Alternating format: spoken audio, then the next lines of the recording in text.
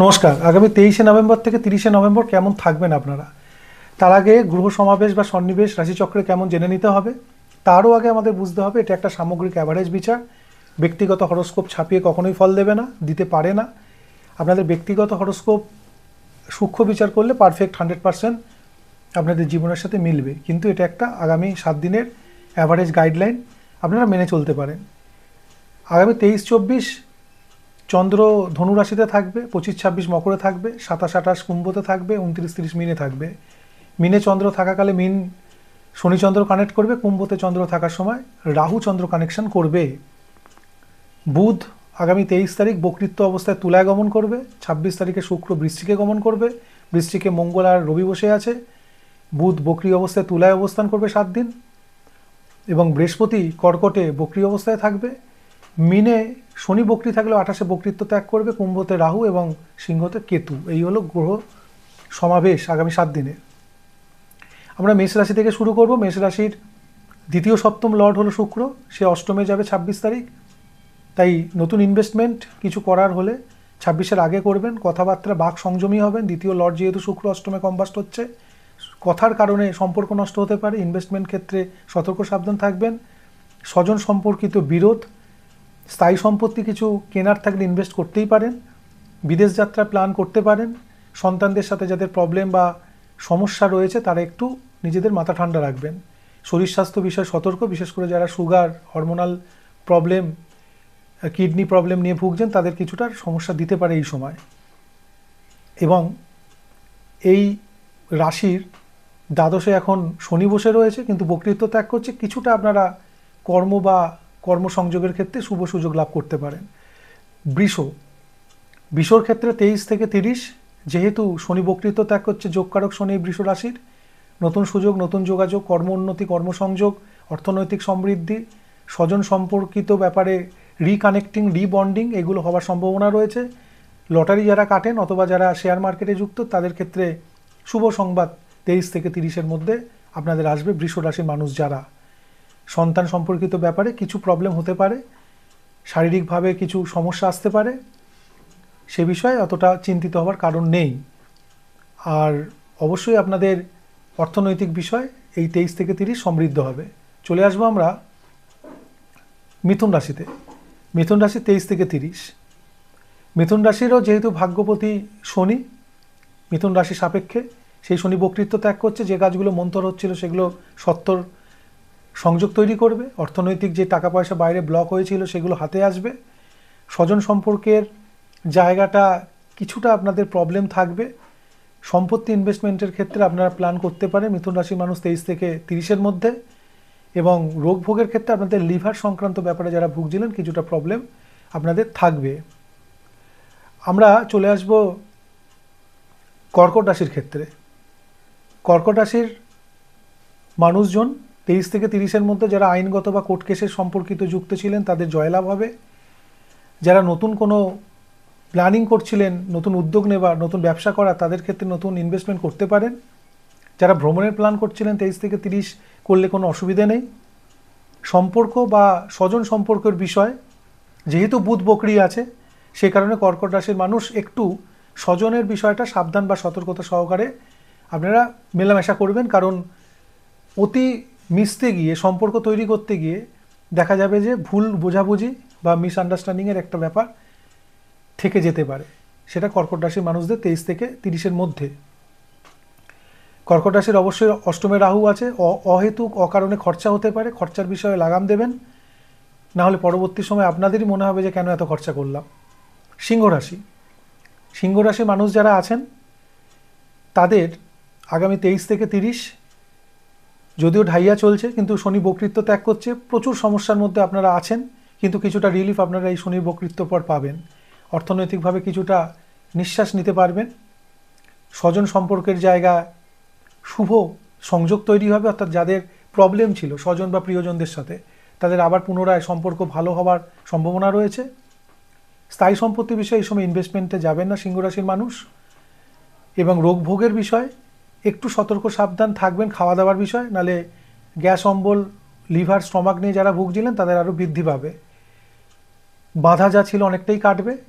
ভাগ্যের লর্ড সিংহ রাশির মঙ্গল, সেই মঙ্গল নিজ ক্ষেত্রে বসে এবং কম্বাস্ট হয়নি, যেহেতু রবির থেকে ডিগ্রিগত দূরত্বে আছে, সেই কারণে আপনাদের ভাগ্যে নতুন সুযোগ সুবিধা এবং যে কাজগুলো আপনারা অনেক দিন প্ল্যান করছিলেন এই আগামী 7 দিনের মধ্যে হওয়ার সম্ভাব্য একটা সময়।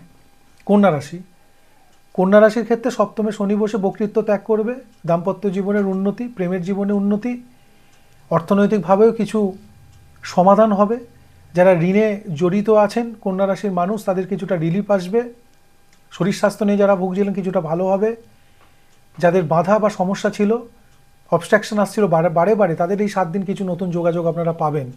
উচ্চবিদ্যার জন্য যারা বিদেশ যাত্রার চিন্তা করছিলেন তাদের ক্ষেত্রে কিন্তু 23 থেকে 30 কন্যা রাশির মানুষের খুব একটা শুভ নয়, কারণ উচ্চবিদ্যা 9th কানেকশানস, সেই শুক্র কিন্তু রবির সাথে সংযোগ হয়ে অস্তমিত হবে এই 23 থেকে 30-এর মধ্যে। সেক্ষেত্রে তাদের বাধা অবস্ট্রাকশন আসবে।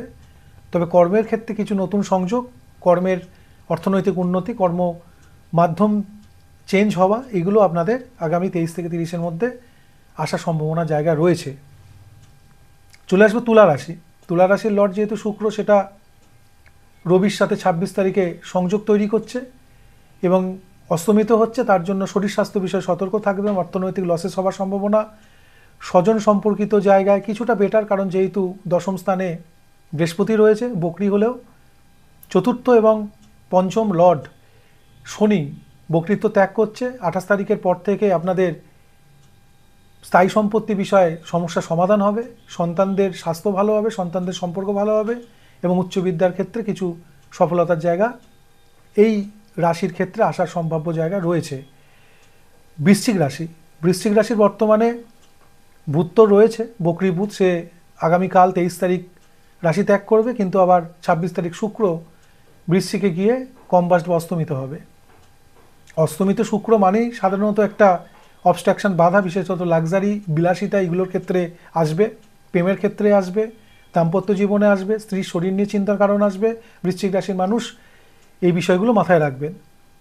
অর্থনৈতিক জায়গায় মোটামুটি একটা ব্যালেন্স থাকবে, স্বজনের সম্পর্কর জায়গায় ব্যালেন্স থাকবে, কর্মযোগাযোগের ক্ষেত্রে নতুন সংযোগ তৈরি হতে পারে এবং ব্যবসা যারা করছেন তাদের ইনভেস্টমেন্ট অবশ্যই 30 তারিখের পরে নতুন করে ভাবা উচিত। 30-এর মধ্যে নতুন ইনভেস্টমেন্ট বৃশ্চিক রাশির মানুষ না করাই ভালো। আইনগতভাবে যারা জড়িত আছেন বৃশ্চিকের মানুষ, তাদের কেস লেন্দি হবে, অর্থাৎ যে সময় সেটা সমাধান হওয়ার কথা দেখা যাবে আর একটু সময় নিচ্ছে। ধনুরাশি, ধনুরাশির মানুষ যারা আছেন তাদের চতুর্থে শনি বসে বক্রীত্ব ছিল, ত্যাগ করবে 28 তারিখ, কিছুটা রিলিফ পাবেন আপনারা, মানসিক শান্তি আসবে, সাংসারিক জীবনে শান্তি আসবে, অর্থনৈতিক কিছুটা ডেভেলপমেন্ট হবে, সম্পর্কের উন্নতি হবে, পড়াশোনার ক্ষেত্রে বিদ্যার কিছুটা মনোসংযোগ বাড়বে। শরীর স্বাস্থ্য বিষয়, যেহেতু শুক্রটা দ্বাদশে বসে কম্বাস্ট হচ্ছে, তার জন্য শুক্রজ ব্যাধি, হরমোনাল প্রবলেম, সিস্টের প্রবলেম, সুগার বা আদার্স যেসব শুক্র রিলেটেড যে প্রবলেমগুলো, সেগুলো আপনাদের বৃদ্ধি পেতে পারে। সতর্ক থাকবেন, সাবধান থাকবেন। আর অষ্টমে জুপিটার বসে রয়েছে কিন্তু বকরি অবস্থায়, তার জন্য শরীর প্রবলেম হলেও সেখান থেকে বড় প্রবলেম বা বড় সমস্যা দেবে না। ধনুরাশির ভাগ্য লর্ড রবি দ্বাদশে বসে গেল এবং সেই রবি শুক্রকে অস্তমিত করছে, তার জন্য ভাগ্যের সুযোগ যেগুলো আসার কথা এই 23 থেকে 30 কিছুটা হলেও মন্থর আপনাদের জীবনে লাভ হবে। আপনারা সহজে যেটা ভাবছিলেন সেটা সহজে হবে না, অনেকটা ঘুরে ঘেঁটে তবে একটা হস্তগত হওয়া বা সেটা সাকসেস হওয়ার জায়গা আপনারা পাবেন ধনুরাশির মানুষ 23 থেকে 30। আসবো মকর রাশিতে। মকর রাশির লর্ড শনি বক্রীত্ব ত্যাগ করছে, এটা একটা বড় বিষয়। থমকে যাওয়া কাজ, আটকে যাওয়া কাজ সফল হবে, অর্থনৈতিক লসেস হচ্ছিল সেগুলো নিয়ন্ত্রণ হবে, সম্পর্কের উন্নতি হবে, স্থায়ী সম্পত্তি নতুন ইনভেস্টমেন্ট করতে চাইলে করতে পারেন। সন্তানদের কিছু প্রবলেম হবে, কারণ পঞ্চম লর্ড যেহেতু মকর রাশির শুক্র অস্তমিত, তাই সন্তানদের সাথে সম্পর্কের জায়গা উন্নতির আশা করা যাবে না। পড়াশোনার ক্ষেত্রে কিছুটা সময় বাড়াতে হবে, কারণ রেজাল্ট যে অনুপাতে হওয়ার কথা খাটনি অনুযায়ী সেই অনুপাতে হবে না 23 থেকে 30-এর মধ্যে যে পরীক্ষাগুলো আছে বা যে রেজাল্টগুলো আপনাদের বেরোবে। রোগ ভোগের মধ্যে সতর্ক সাবধান থাকতে হবে, লিভারের রোগ, নার্ভের রোগ, স্কিনের রোগ, কারণ বুধ দ্বাদশের সংযোগে আছে আপনাদের মকর রাশির দ্বাদশের লর্ড হলো বৃহস্পতি এবং বুধের ওপর দৃষ্টি দিচ্ছে, দ্বাদশ সপ্তম কানেক্ট করেছে, তার জন্য এই রোগগুলোর ক্ষেত্রে ভোগান্তি বা সমস্যা আসতে পারে। প্লাস কেতু রয়েছে মকর রাশির অষ্টমে, স্পাইনাল কর্ড, কোমর, ব্যাক পেন এগুলো নিয়ে ভোগান্তি বা আপনাদের সমস্যা ফেস করতে হবে। কুম্ভ রাশি শনি লর্ড বক্রীত্ব ত্যাগ করছে, অর্থনৈতিক সমৃদ্ধি, স্বজন সম্পর্ক উন্নতি, কর্মের সংযোগ, যাদের কর্ম উন্নতির সম্ভাবনা ছিল তাদের সেটা বাস্তবায়িত হবে। দূরযাত্রা যারা করতে চাইছেন একটু থমকে যাবেন, দাঁড়িয়ে যাবেন, কারণ আপনাদের সপ্তম স্থানে কেতু বসে রয়েছে, সপ্তম লর্ডও খুব একটা ভালো নয়, তাই দূরযাত্রা প্ল্যানিং 23 থেকে 30 কুম্ভ রাশির মানুষ না করাই ভালো। হাড়ে আঘাত লাগতে পারে, চোট লাগতে পারে, চলাফেরা সাবধান, দংশক প্রাণী থেকে সাবধান। এবং যেহেতু ভাগ্যপতি শুক্র অস্তমিত যাচ্ছে, কম্বাস্ট হচ্ছে, তার জন্য ভাগ্যের শুভ যত ফল সেগুলো কোথাও যেন একটা মন্থরতা বাধাপ্রাপ্ত হওয়া, সেটা 23 থেকে 30 কুম্ভ রাশির মানুষের হবে। খুব একটা আশা দেওয়ার মতো কথা 23 থেকে 30 বলা যাচ্ছে না। মীন রাশি সাড়ে সাতির প্রভাব চলছে, কিন্তু শনি বক্রীত্ব ত্যাগ করছে, কিছুটা রিলিফ পাওয়া যায়। মেন্টাল যে টেনশন ছিল, মানসিক যে প্রচণ্ড একটা অস্থিরতা ছিল, মায়ের শরীর নিয়ে চিন্তা করছিলেন, মায়ের শরীর নিয়ে প্রবলেম হচ্ছিল, কিছুটা রিলিফ পাবেন মীন রাশির মানুষ তারা 23 থেকে 30-এর মধ্যে।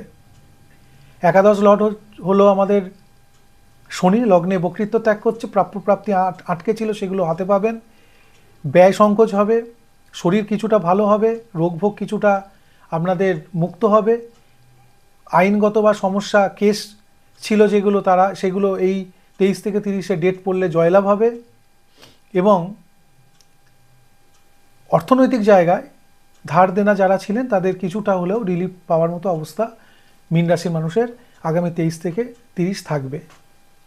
যারা উচ্চ বিদ্যার দিকে প্ল্যান করছিলেন, বিদেশ যাত্রা প্ল্যান করছিলেন, তাদের ভাগ্যস্থানে যেহেতু শুক্র এবং রবির কানেকশন হয়ে গেল, তার জন্য তাদের এই প্ল্যানটা আপাতত 1 সপ্তাহ আপনারা একটু বন্ধ রাখতে হবে, 30-এর পরে করলে বেটার। বাকি সামগ্রিক যা রাশিফল বলা হলো সেগুলো একটা অ্যাভারেজ আপনাদের গাইডলাইন দেওয়া হলো। এর বাইরেও যদি সূক্ষ্ম বিচার করতে চান, আপনাদের বিশ্বাসযোগ্য ভরসাযোগ্য অ্যাস্ট্রোলজারকে আপনাদের জন্ম ছকটাকে ডিটেল আলোচনা করে নেবেন, তাতে আরও পারফেকশন বিচারে আসবে। ভালো থাকুন, সুস্থ থাকুন। ভিডিও ভালো লাগলে লাইক শেয়ার করুন। নমস্কার।